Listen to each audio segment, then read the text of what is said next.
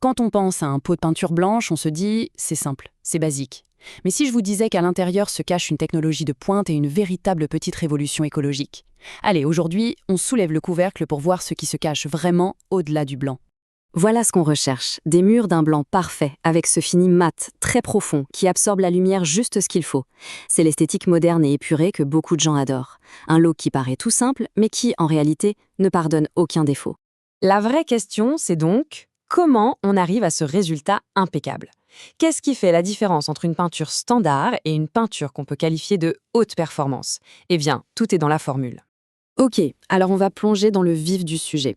Parce qu'avant de parler d'écologie, avant de parler de design, la toute première promesse d'une peinture, c'est d'être efficace. Voyons voir un peu ce qui se cache derrière cette performance. Premier terme à retenir, monocouche. Et attention là, ce n'est pas juste un argument marketing, c'est la promesse d'une opacité vraiment exceptionnelle. C'est grâce à des pigments qui sont tellement concentrés que la couleur d'origine du mur, elle disparaît dès le premier passage du rouleau. Et ça, concrètement, ça change tout sur un chantier.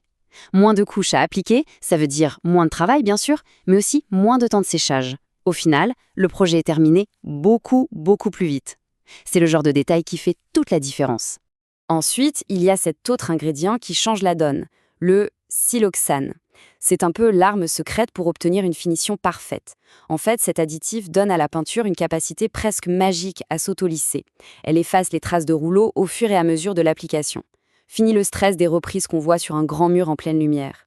Alors, si on résume, on a une matité vraiment profonde, une blancheur qui tient dans le temps et un rendu super uniforme. Et le point crucial pour la vie de tous les jours, elle est résistante. Sa classe 2 d'abrasion humide, qu'est-ce que ça veut dire? Tout simplement qu'on peut passer un coup d'éponge humide dessus sans avoir peur d'enlever la peinture en même temps que la tâche. Mais la performance, aujourd'hui, ça ne fait pas tout. Une peinture vraiment exceptionnelle, elle doit aussi avoir une conscience écologique. Et c'est là, je trouve, que l'histoire devient encore plus intéressante. Le premier chiffre clé, le voici, 10%. C'est la réduction d'émissions de CO2 de cette nouvelle formule par rapport à l'ancienne. Ça peut ne pas paraître énorme, mais dans une industrie aussi massive, c'est déjà un pas très significatif. Maintenant, pour que ce soit plus concret, pour une seule palette de peinture, vous savez, celle qu'on livre sur un chantier, cette réduction représente 93 kg de CO2 en moins dans l'atmosphère. Là, ça commence à parler non. Et pour bien visualiser, 93 kg de CO2, c'est tout simplement l'équivalent d'un trajet aller-retour en voiture entre Paris et Lyon.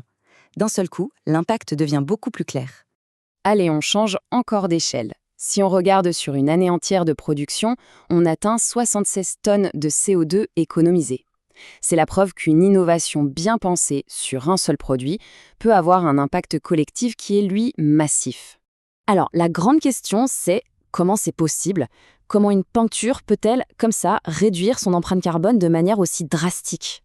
La réponse se trouve dans sa composition, et elle est assez surprenante, vous allez voir.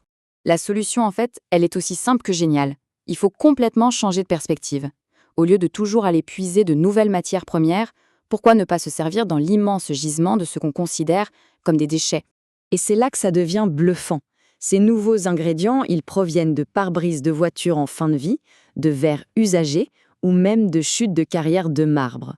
Oui, on parle de matériaux qui étaient destinés à la décharge et qui trouvent une seconde vie dans ce pot de peinture. Le processus est fascinant. Prenons les pare-brises. Entre les deux couches de verre, il y a un film plastique, le PVB, qui est là pour la sécurité. D'habitude, c'est un déchet super complexe à traiter.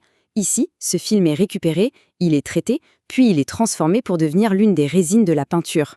C'est un exemple parfait d'économie circulaire en action. Et voilà le résultat. Dans ce pot, il n'y a pas seulement une peinture performante. Il y a aussi 16% de matières premières qui sont issues du recyclage. C'est la preuve visible que performance et durabilité peuvent tout à fait aller de pair. Bon, tout ça c'est super, mais au-delà de la technique, qu'est-ce que ça veut dire? Pourquoi est-ce que ces innovations sont si importantes, au-delà du simple fait de peindre en mur?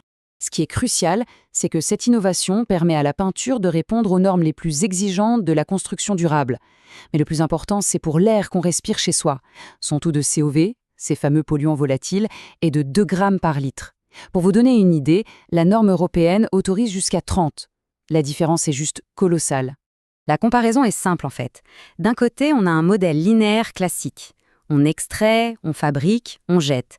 De l'autre, un modèle circulaire qui transforme ce qui était un déchet en une nouvelle ressource. C'est un vrai changement de philosophie. Bien sûr, pour un résultat optimal, l'application compte. Sur un mur neuf, il faut une sous-couche, un après. Mais sur une ancienne peinture en bon état, c'est là que la magie opère.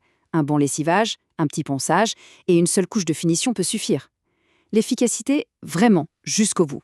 Cette citation, elle résume bien l'ambition qu'il y a derrière ce produit. C'est l'idée que chaque décision d'achat, même pour un pot de peinture, peut être un petit geste qui contribue à un modèle plus durable. Au final, toute cette histoire nous rappelle une chose. Créer un bel intérieur, ce n'est plus seulement une question de choisir la bonne couleur. C'est aussi choisir l'histoire qu'il y a derrière le produit, son impact et les valeurs qu'il transporte. Alors la prochaine fois, devant le rayon peinture, la question ne sera peut-être plus seulement quelle couleur, mais plutôt quelle histoire se cache à l'intérieur de ce pot. Et cette simple question, elle pourrait bien changer notre regard sur tous les objets qui nous entourent.